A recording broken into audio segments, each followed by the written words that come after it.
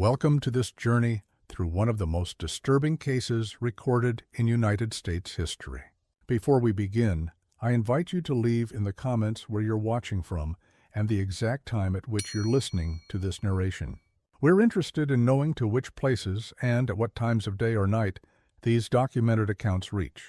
The air hung heavy over the modest two-story home at the edge of Millfield, Ohio.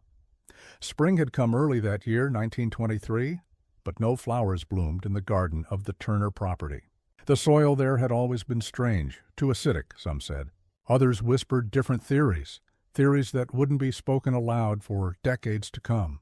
The Turner family had lived in Athens County since before the Civil War.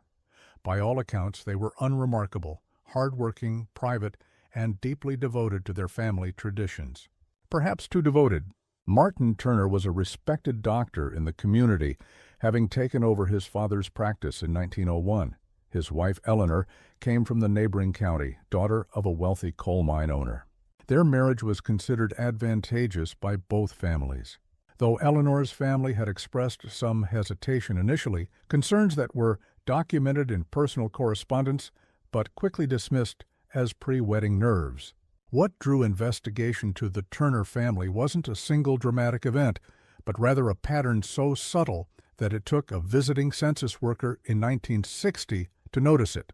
While reviewing vital records in Athens County for a demographic study, Harriet Lowell discovered something that defied statistical probability. For 6 generations, spanning nearly 120 years, every significant professional advancement in the Turner medical practice had been followed by a death within the same household within 40 days. Not a single exception. The pattern was so perfect that it couldn't be coincidence. Each time a Turner physician received a significant promotion, completed an important medical certification, or expanded their practice, someone in their household would die within those 40 days. Yet no authority had ever connected these points. Perhaps because the deaths were spaced out, occurring in different decades, attributed to different causes, and often involved extended family members or household staff rather than immediate family. The causes ranged from fever to accident to unexplained illness, nothing that would raise immediate alarm in isolation, particularly in rural Ohio before modern medicine. When Lowell attempted to publish her findings as part of a broader demographic study, she found her research mysteriously removed from the final publication. Her notes on the Turner family were reportedly lost during an office move at Ohio University, where she worked. By 1963, Lowell had abandoned her research on the Turner family entirely, accepting a position at a university in California. Her colleagues noted that she refused to discuss the Turner case again, though her personal diary, discovered after her death in 1968, contained a single cryptic entry. Some patterns aren't meant to be broken. Some questions aren't meant to be answered. What was it about the Turner family that frightened an academic researcher into silence? What had she discovered beyond the statistical anomaly? The answers lie in dusty county records, personal diaries, medical files, and the physical remains of the Turner property itself, a site that remained abandoned after the last Turner Thomas died in 1957, ending both the family line and the macabre pattern that had defined it for generations. Dr. Martin Turner's medical journal, partially recovered during the demolition of the old Turner home in 1962, offers the first disturbing glimpse into the family's history. The journal, covering the years 1910 to 1925, details his medical practice and family life with clinical precision. Most entries are unremarkable: notes on patients, orders for supplies, observations about seasonal illnesses in the community. But there are anomalies. Certain pages have been carefully cut out. Others contain passages written in a cipher that has never been fully decrypted. And most telling are the entries surrounding his medical achievements. Each time Martin Turner advanced professionally, receiving a new certification, expanding his practice, or gaining recognition from medical societies, his journal documents with disturbing precision the subsequent illness of someone in his household. The progression of their symptoms is recorded with scientific detachment, alongside notations about blood samples taken and examinations performed. None of these patients appear in the official medical records filed with the county. None survived longer than 38 days after the documented professional advancement. According to newspaper records from the Millfield Gazette, these deaths raised no suspicion. The obituaries described natural passings, an elderly aunt succumbing to pneumonia, a gardener to heart failure, a housekeeper to nervous exhaustion. The community accepted these explanations without question. After all, Dr. Turner was a respected physician, known for his diligent care of the sick and dying. Who would question his pronouncement of death? The Turner family home stood at the end of Elm Street, where the paved road gave way to gravel and eventually dirt.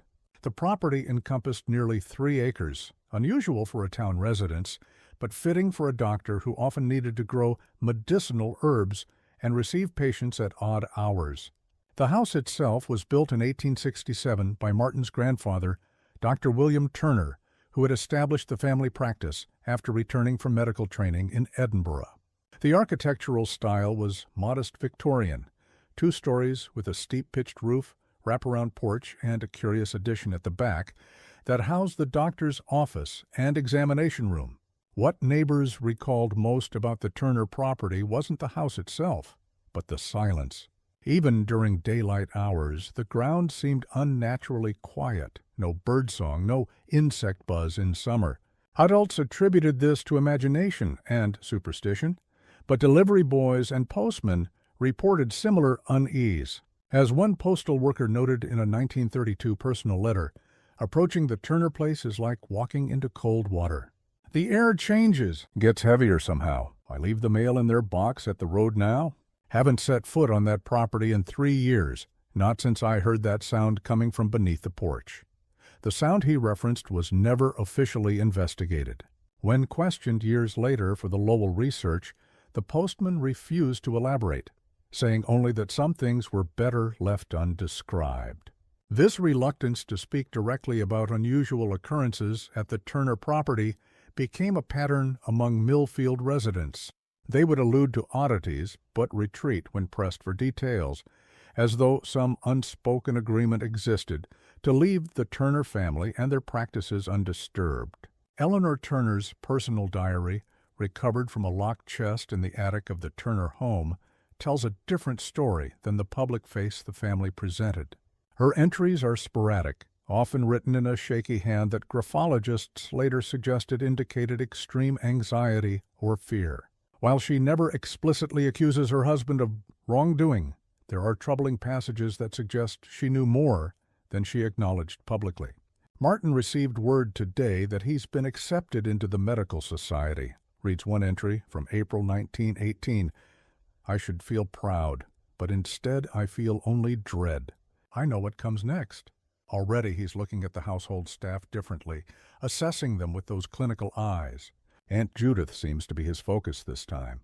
She's been with us for years, but that won't matter. Nothing matters except the exchange.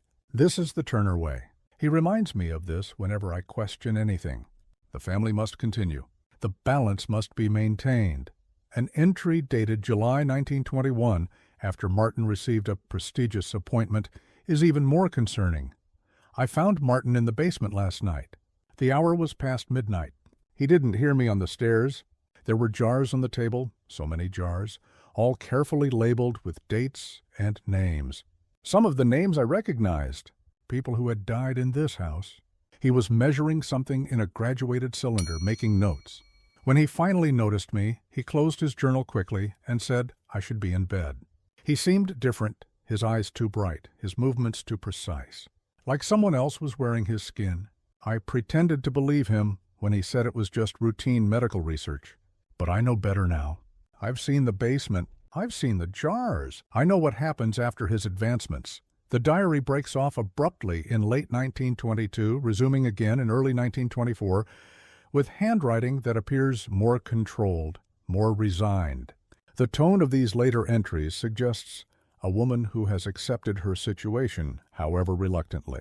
Martin says David shows promise, she wrote in February 1924, referring to their nephew, then 23. He's begun teaching him the family tradition. The medical aspects first, anatomy, physiology, the taking of samples. David spends hours in Martin's study reading the old journals. Sometimes I hear them in the basement after I've gone to bed. The sound of their voices carries through the heating grates. They speak so clinically about life and death, about the exchange, as though they're discussing nothing more significant than the weather or crop yields.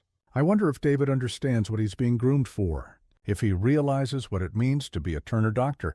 The most revealing document came not from the Turners themselves, but from Dr. Howard Jenkins, a colleague of Martin Turner, who worked briefly in Millfield in 1924-1925.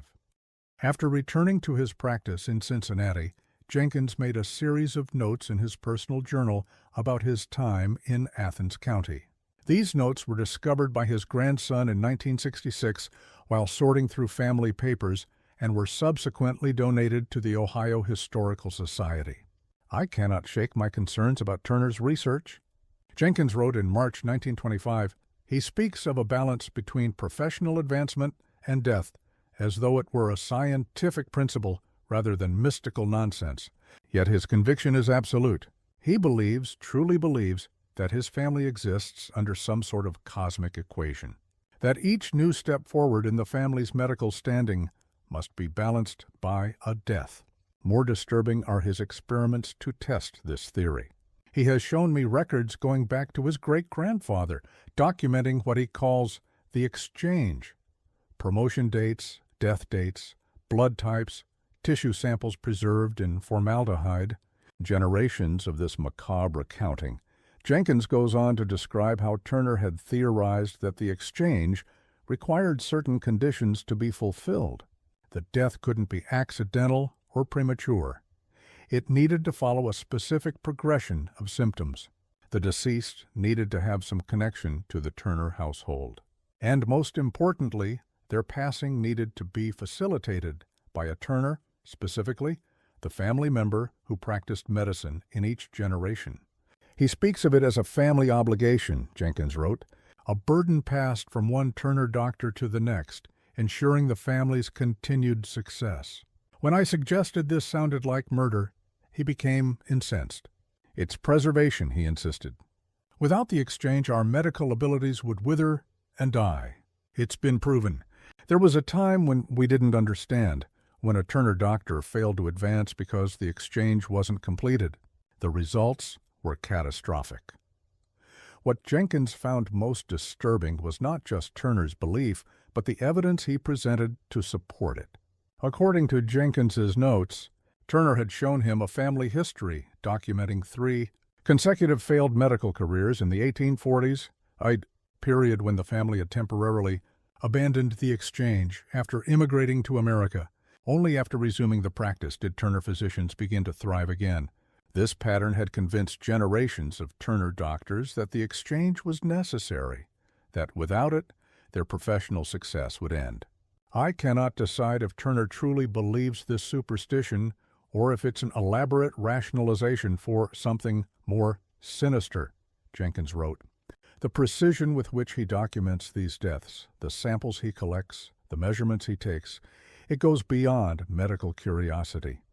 There's something almost reverential in his approach, as though he's not just observing death, but orchestrating it, harvesting it somehow.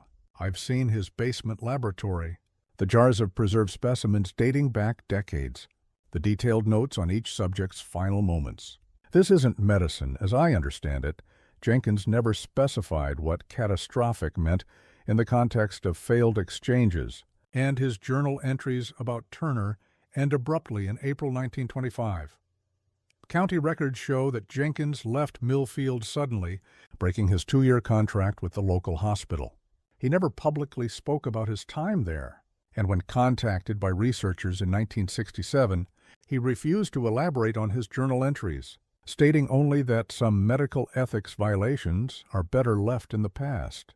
What remains unclear from Jenkins' account is whether he believed Turner's theory about the exchange, or if he saw it as merely the delusion of a disturbed mind.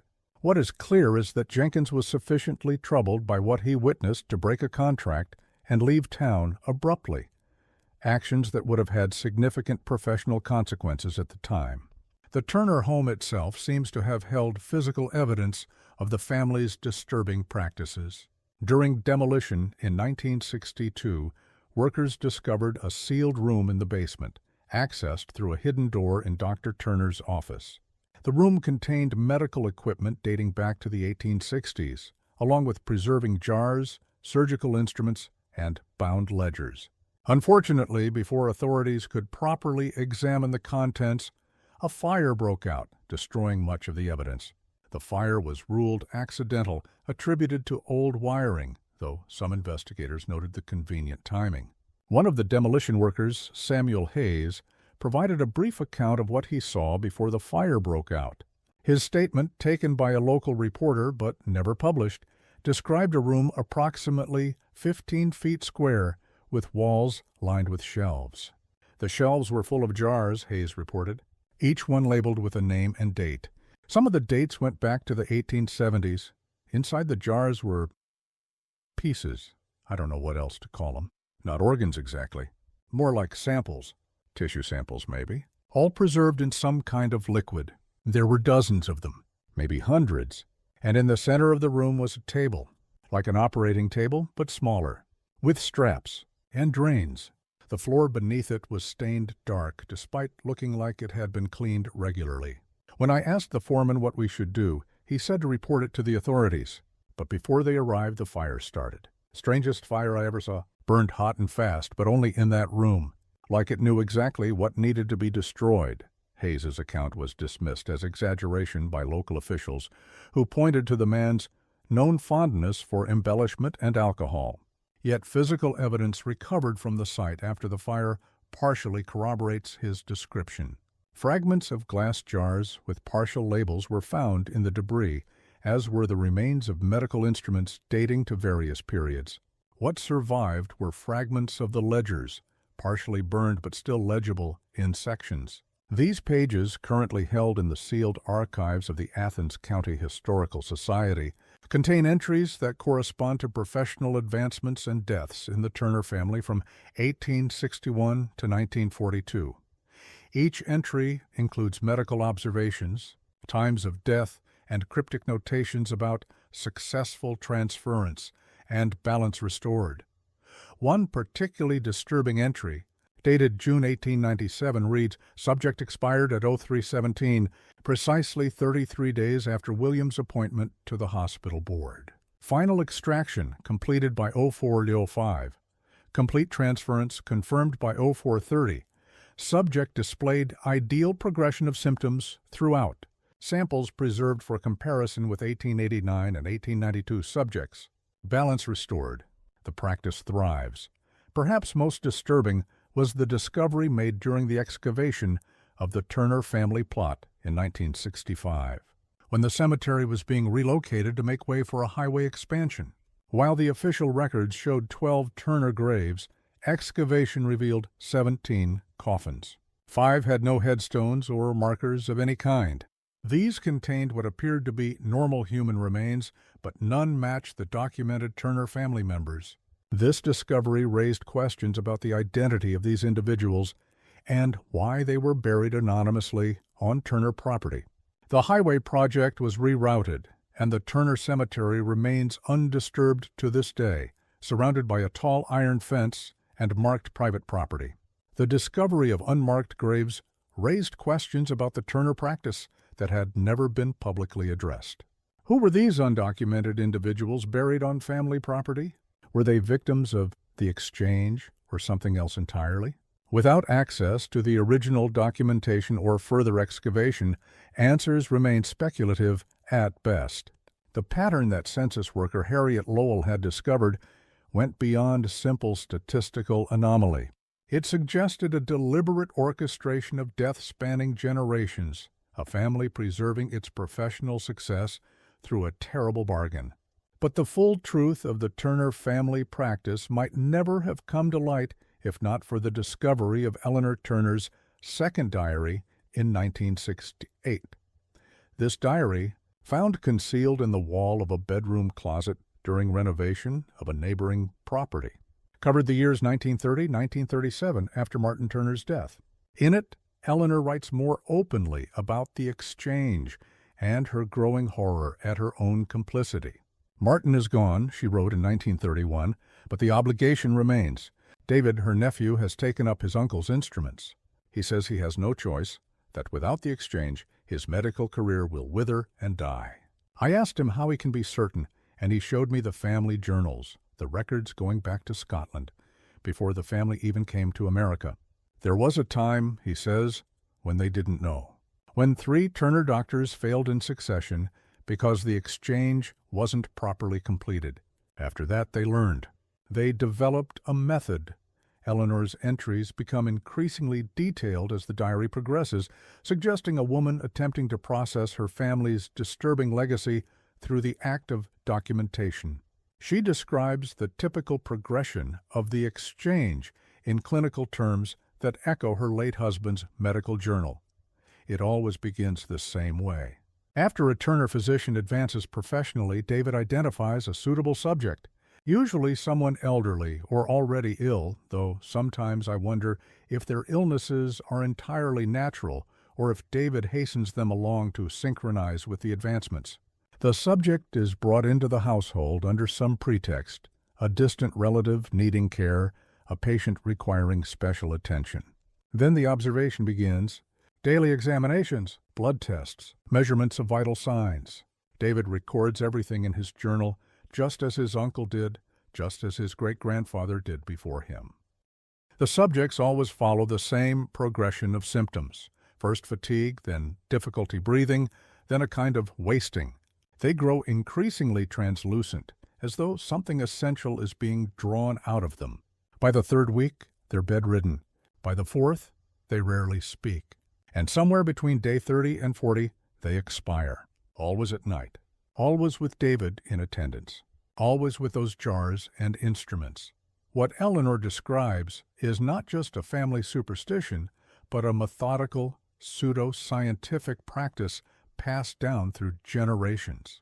A practice that, in her view, amounts to orchestrated death, whatever justification the Turner doctors provided. The most revealing passage comes from Eleanor's final entry in 1937. I cannot bear to witness another exchange. I've watched 9 of them now, 4 during my marriage to Martin and 5 since David took over the practice. Each time a Turner physician advances, and another must depart. David selects them carefully, the old, the infirm, those already near death, he says. He brings them into our home as patients or staff, knowing their fate. He believes he's being merciful. He believes this is necessary. But I've seen the look in his eyes during the final stages. There is something more than clinical interest there. Something I cannot name without condemning my own nephew by marriage. Something that makes me wonder if the exchange is truly necessary, or if generations of Turner doctors have convinced themselves of a superstition to justify something far more monstrous. A fascination with orchestrating the moment when life leaves a body, with having that power, with deciding who lives and who dies. Eleanor Turner died in 1938 of what official records call heart failure. Her nephew David was the attending physician. She was 51 years old and in previously good health according to earlier medical records. Her death did not follow a professional advancement in the family.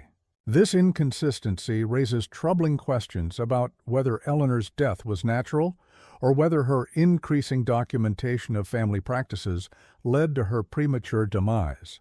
David Turner continued the family medical practice until 1957, when he died without having trained a successor. With his passing, the Turner medical legacy ended. Thomas Turner, David's cousin and the last of the Turner line, remains one of the most enigmatic figures in the family history.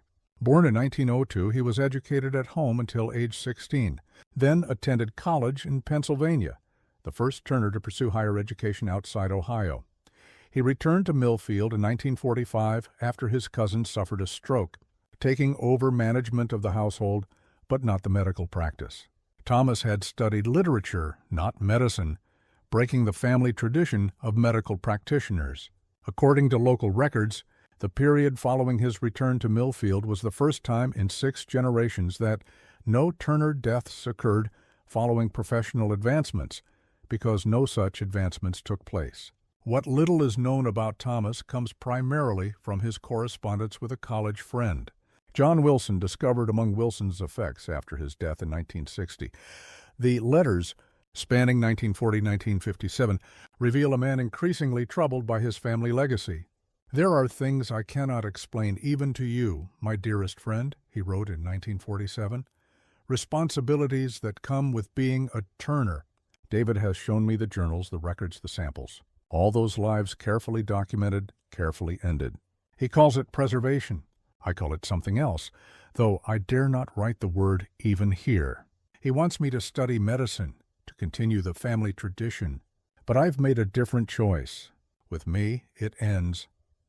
Thomas's decision to pursue literature rather than medicine appears to have been deliberate, a choice to end what he saw as a monstrous family tradition.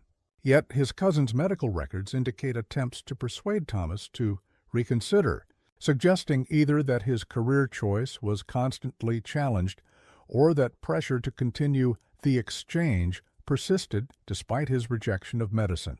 Former neighbors reported that in his final years, David Turner became increasingly erratic, alternating between begging his cousin to reconsider his decision and threatening unnamed consequences if the family medical tradition ended.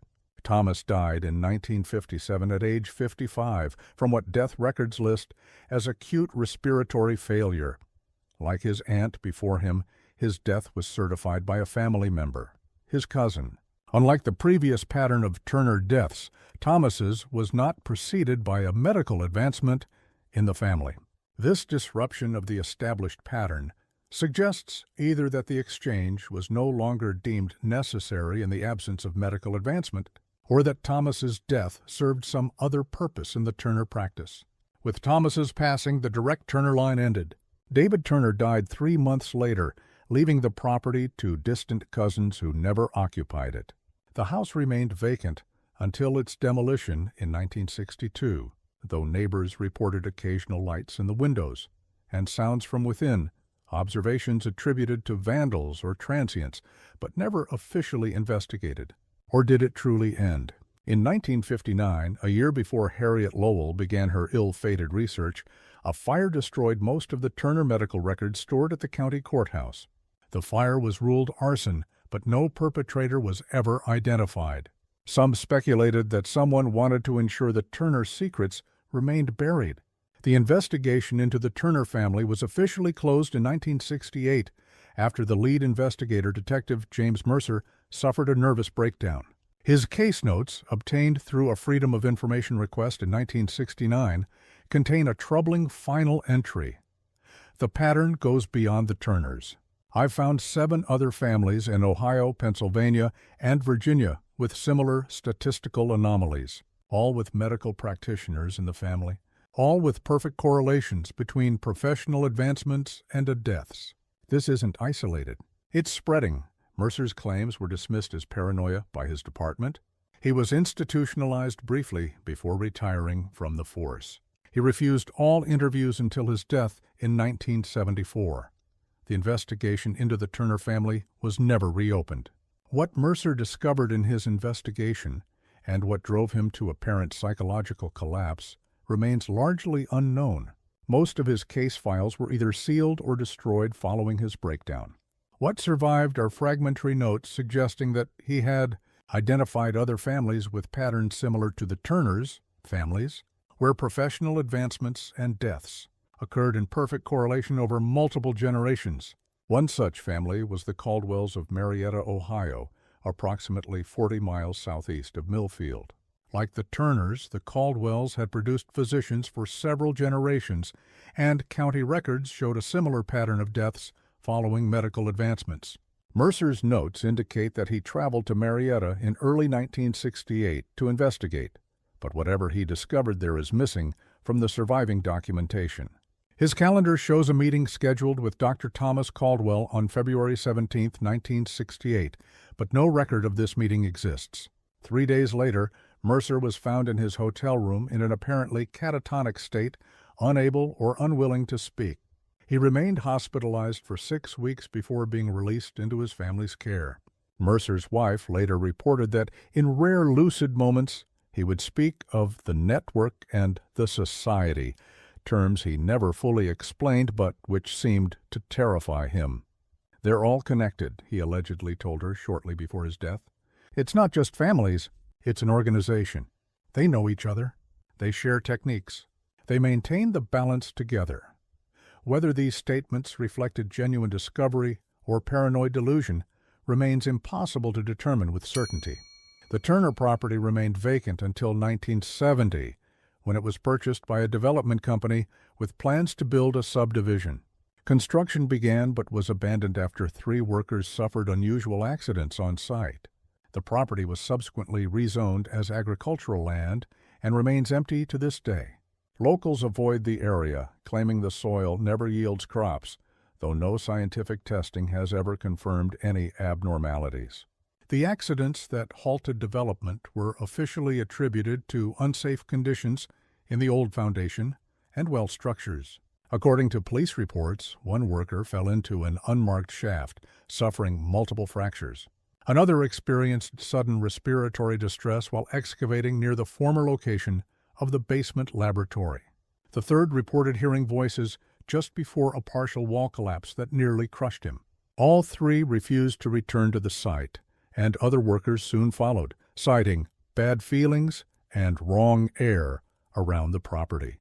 The development company abandoned the project after failing to hire replacement workers from the local area, and eventually sold the land at a significant loss. Since then, the Turner property has remained untouched, gradually reclaimed by nature. The foundation stones are still visible in satellite imagery, forming a ghostly outline of the house that once stood there. Local teenagers occasionally venture onto the property on dares, but few stay long. Those who do report cold spots, disorientation, and a persistent sense of being watched. While such reports are typical of any location with a macabre history, the consistency of the descriptions, particularly the sensation of difficulty breathing reported by multiple independent visitors, is unusual. In 1982, Dr. Richard Harlow's son, Michael, discovered additional documents while clearing out his father's home in Arizona. Among them was a sealed envelope labeled "Turner Matter, Personal Notes, Not for Publication." The envelope contained fragmentary observations about the Turner family and their practices, written in what appears to be a personal cipher.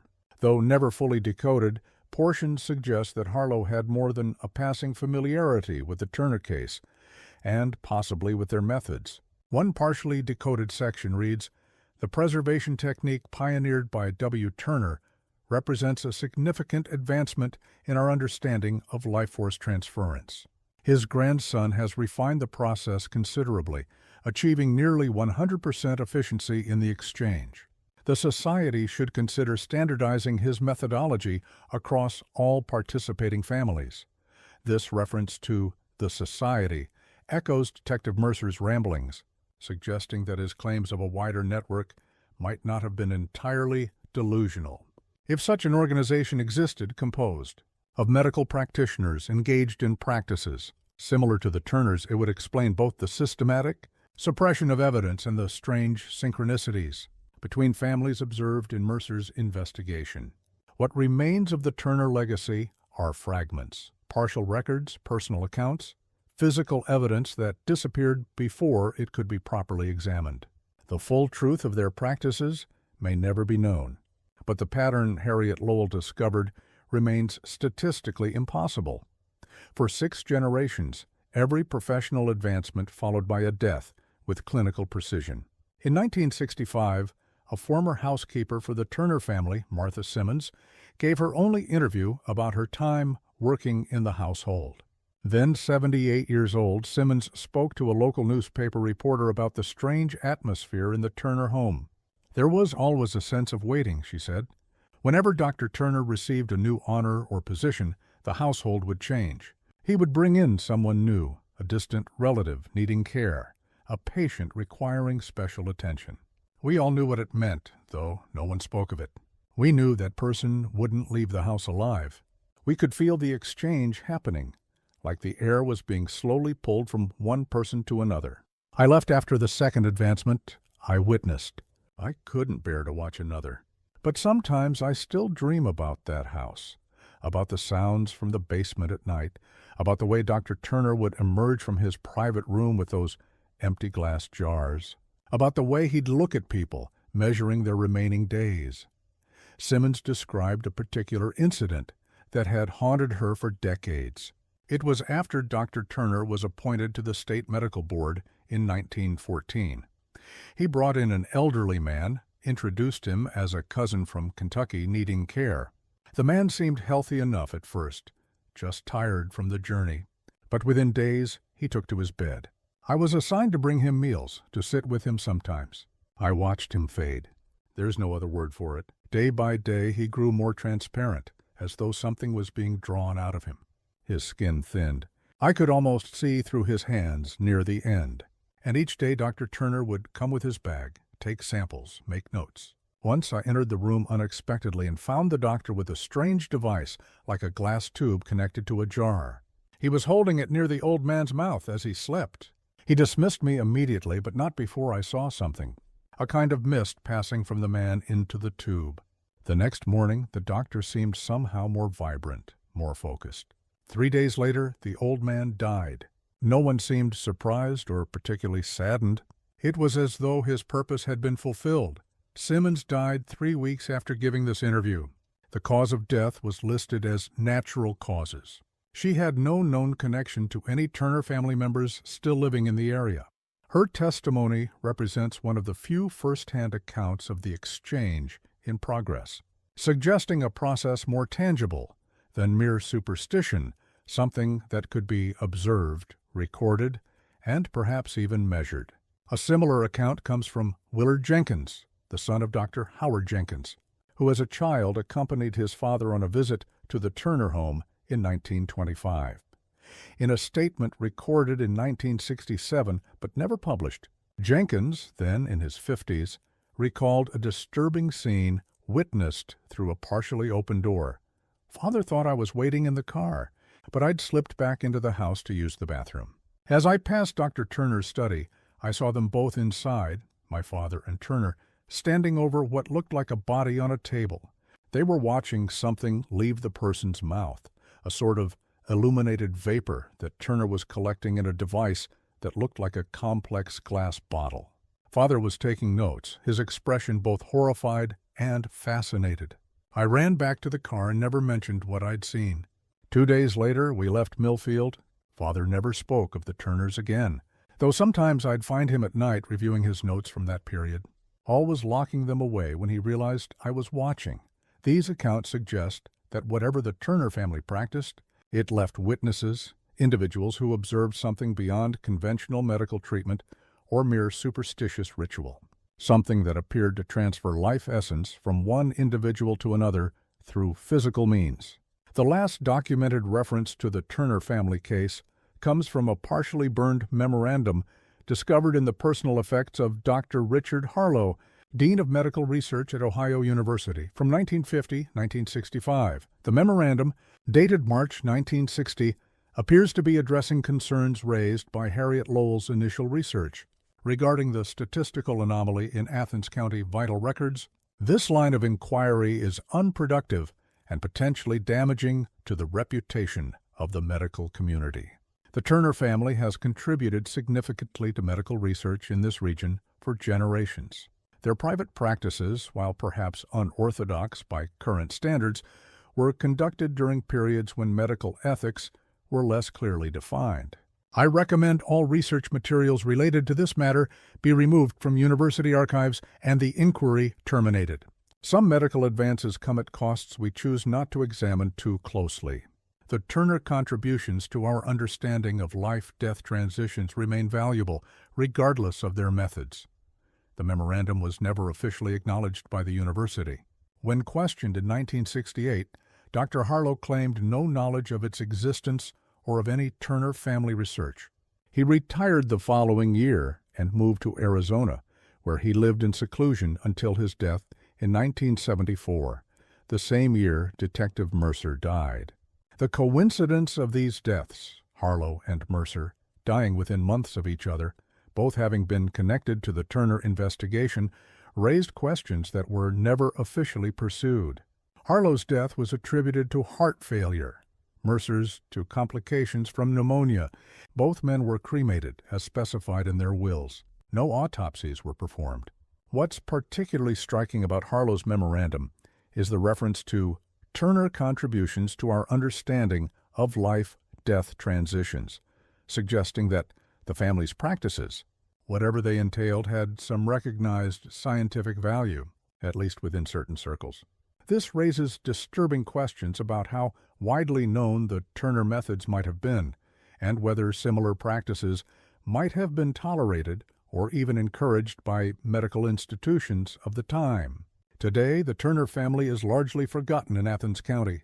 Their property remains undeveloped, overtaken by forest. Their medical contributions have been erased from local history.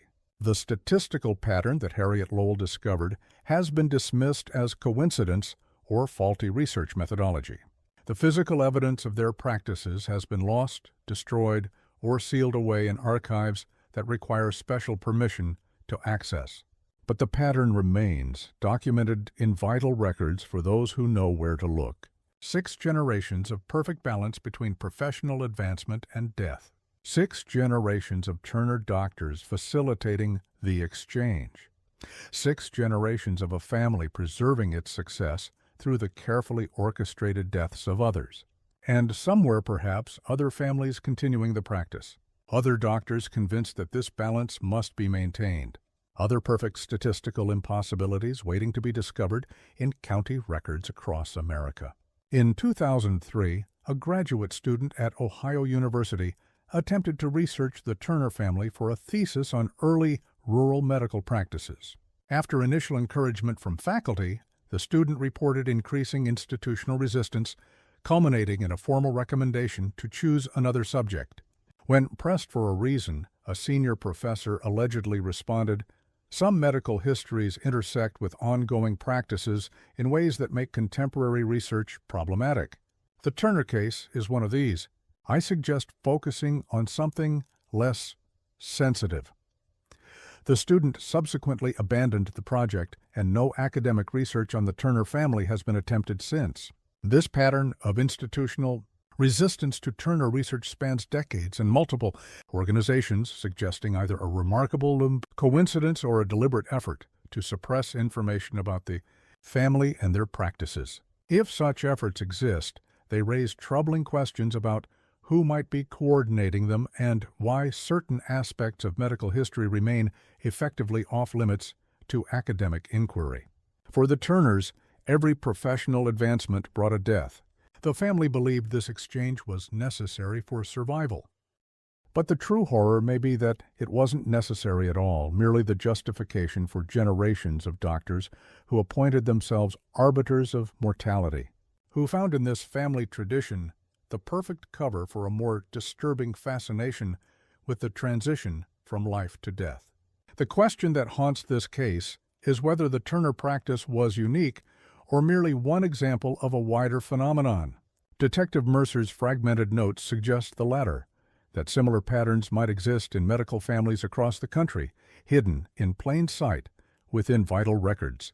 If true, it implies a network of practitioners connected by methodology and belief, preserving themselves through the systematic ending of other lives. In 1967, while researching an unrelated story about rural healthcare, journalist Thomas Mitchell uncovered an intriguing connection between the Turner family and 3 other medical dynasties in the eastern United States. All had similar immigration. Histories, physicians trained in Scotland arriving in America between 1820 and 1840, all established practices in rural communities where they became respected, even revered figures, and all maintained their practices through succession for at least 5 generations. Mitchell never published his findings. His notes, discovered after his sudden death in 1969, ruled suicide, though family members disputed this conclusion, contain references to the Edinburgh Group and the Balance Keepers, terms with no clear meaning in conventional medical history. Mitchell had scheduled interviews with descendants of these families, but died before conducting them. The connection, if it existed, remains unexplored. What makes the Turner case particularly disturbing isn't just the implication of orchestrated deaths, but the suggestion that these deaths served some tangible purpose beyond superstition, that something was literally being transferred from one person to another. The accounts of witnesses like Martha Simmons and Willard Jenkins describe not just deaths that followed professional advancements, but a visible process, a mist or illuminated vapor collected through specialized equipment. These descriptions suggest a practice based on more than mere belief, something that produced observable effects. In 1973, during inventory of materials donated to the Ohio Historical Society by the estate of Dr. Albert Reynolds, a contemporary and occasional correspondent of Martin Turner, archivists discovered a sealed package containing glass plates and an accompanying notebook. The notebook, partially encoded, contained references to essence extraction, life force transference, and professional preservation. The glass plates, when properly illuminated, revealed microscopic images of what appeared to be tissue samples, each labeled with 2 names and dates, one advancement date, one death date. The materials were cataloged but restricted from public access by order of the Society's Board of Directors. In 1975, a small fire in the storage area where these materials were kept damaged or destroyed most of the collection. Whether this was coincidence or deliberate remains unknown. Reynolds' notebook, partially recovered from the fire, contains passages that align disturbingly with what we know of Turner practices. MT's method improves on previous approaches through precise timing. The subject must not expire too quickly nor linger too long. The optimal window for complete extraction falls between days 30 and 40 post-initiation. Earlier attempts result in incomplete transference. Later ones yield contaminated essence. The apparatus, designed by W.T. and refined by his successors, allows for nearly complete capture of the escaping life force during final transition, with minimal loss to ambient dispersion. This clinical language, to discussing what appears to be orchestrated death in terms of efficiency and methodology, suggests a practice far removed from mere superstition or ritual. If Reynolds's notes are authentic, they imply that the Turner exchange involved tangible techniques that could be taught, refined, and measured, techniques that multiple practitioners recognized and employed. The Turner home, demolished in 1975 after standing empty for nearly 2 decades, might have held further evidence of these practices. During the demolition, workers found something buried beneath the foundation, a sealed metal box containing medical instruments, vials of preserved tissue samples, and a journal written in cipher. This box was sent to the Athens County Historical Society, but was reported missing upon arrival. No investigation into its disappearance was ever conducted. One worker, who requested anonymity when interviewed in 1980, described the instruments as like nothing I'd ever seen before, glass and silver tubes connected to collection bottles, all fitted together like some kind of elaborate still, but smaller, more precise. There were masks, too, designed to fit over a person's face, connected to the tubes. Everything was packed in felt-lined cases, like expensive scientific equipment. The foreman said it was probably just old medical stuff, but it didn't look like any medical equipment I knew. It looked specialized, custom-made for something specific. The journal, found with these instruments, was written in the same cipher used in portions of Martin. Turner's medical notes, a substitution code that has been only partially decrypted. The fragments that have been translated discuss optimal extraction conditions and preservation of essence in terms similar to those in Reynolds' notebook. References to the society appear throughout, though always obliquely, never naming specific individuals or locations beyond the Turners themselves. If such a society existed, a network of physicians practicing variations of the Turner exchange, it would explain the consistent suppression of evidence and inquiry over decades. It would suggest an organization with sufficient influence to seal records, discourage academic research, and ensure that certain questions about medical history remain unasked. An organization that has survived into the modern era, protecting its secrets and perhaps continuing its practices. The sound of digging can sometimes be heard at night on the old Turner property, though no construction has been authorized.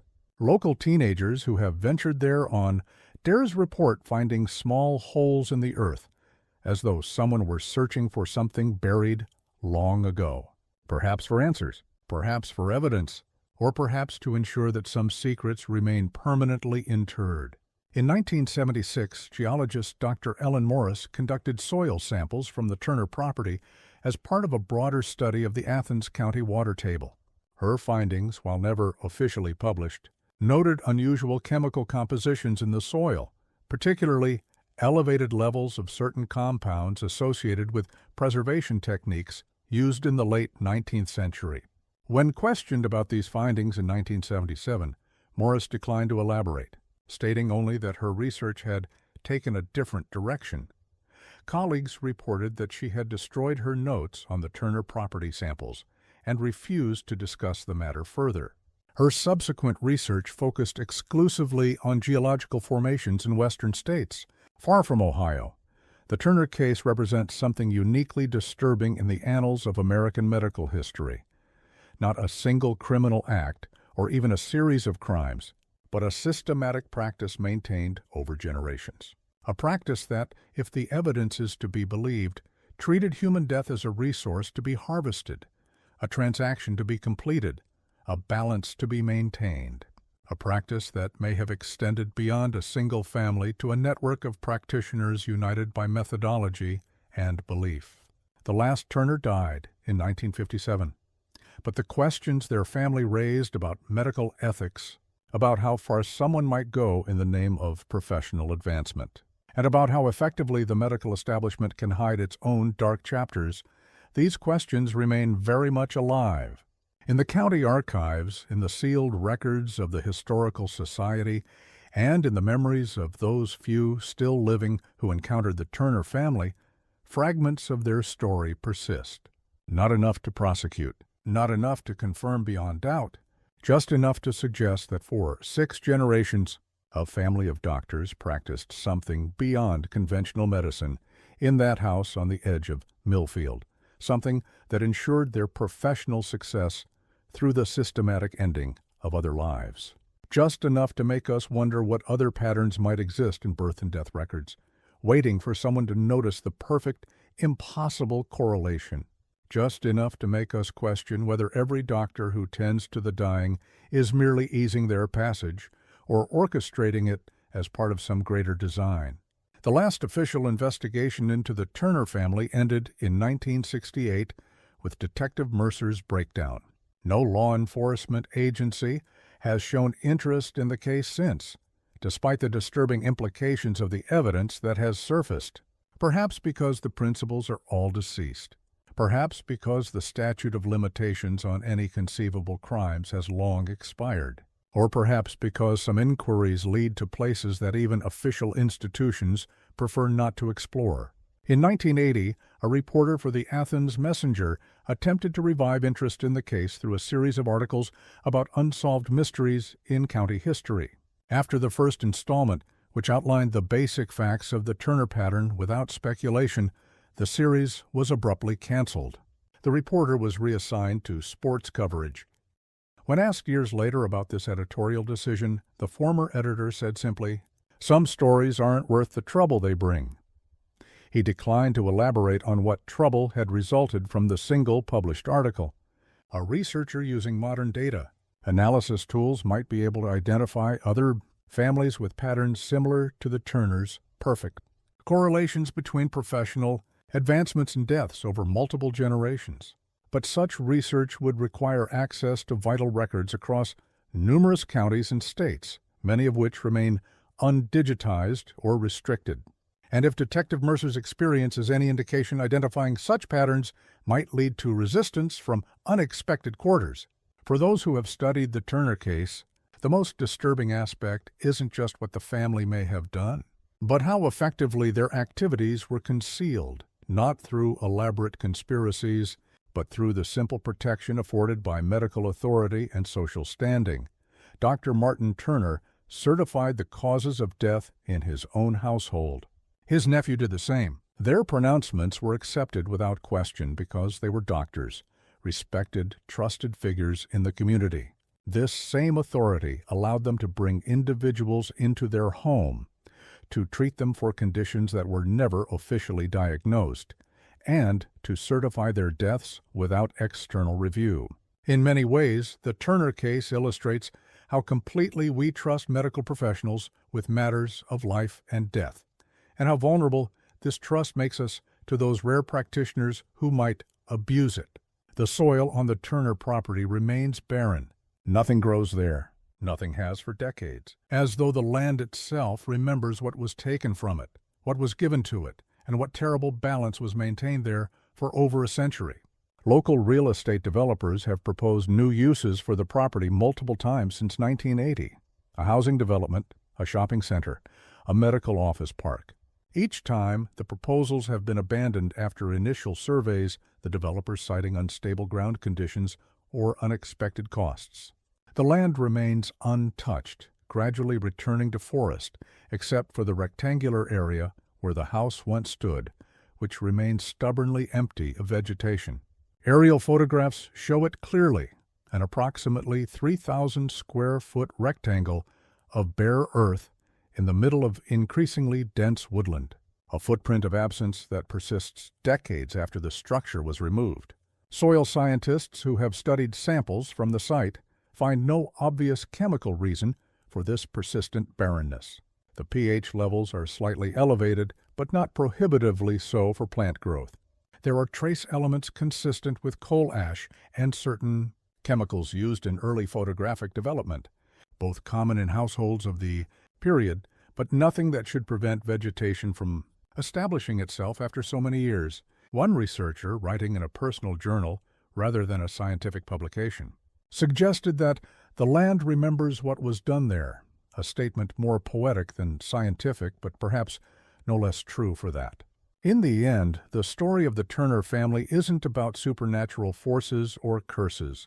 It's about something far more terrifying, the capabilities of ordinary humans convinced of their own righteousness, of the necessity of their actions, and of their right to determine who lives and who dies. It's about how easily such practices can be hidden behind medical authority, family tradition, and the silence of those who suspect but dare not speak. It's about the horror that exists not in what we can imagine, but in what we can justify. About how a family of doctors convinced themselves, and perhaps others, that the systematic ending of lives was not just acceptable, but necessary. That the deaths they orchestrated served a greater purpose, that the balance must be maintained.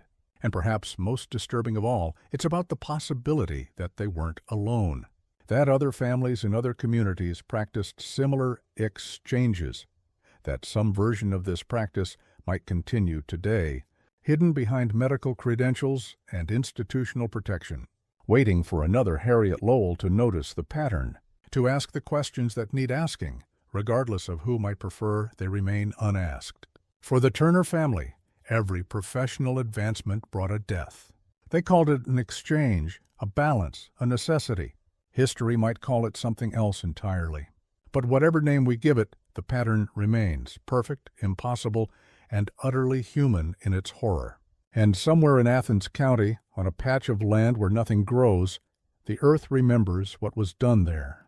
The balance that was maintained, the lives that were exchanged, the family that preserved its success through the systematic ending of others. A family whose practices may have been unique, or may have been just one example of a wider phenomenon that continues to this day, hidden in plain sight within vital records across America, waiting for someone to notice the pattern and ask the questions that need asking. Questions that may lead to answers far more disturbing than we can imagine. For if the Turner practice was not unique, if other families maintained similar exchanges across generations, then we must confront the possibility that this was never merely a family superstition, but something more organized, more deliberate, something that saw human death not as the end of life, but as a resource to be harvested, a transaction to be completed, a balance to be maintained, something that may continue to this day, in medical practices we never think to question, in patterns we never think to notice, in deaths we accept as natural because a doctor tells us they are. For the Turners, every professional advancement brought a death. The family is gone now. Their line ended with Thomas in 1957. But the questions they raise about medical ethics, about human capability for self-justification, about how effectively institutions can hide their own dark chapters, these questions remain very much alive, as does the pattern, waiting in vital records for anyone willing to look, waiting to be noticed, waiting to be questioned, waiting to reveal its terrible symmetry to those who dare to see it.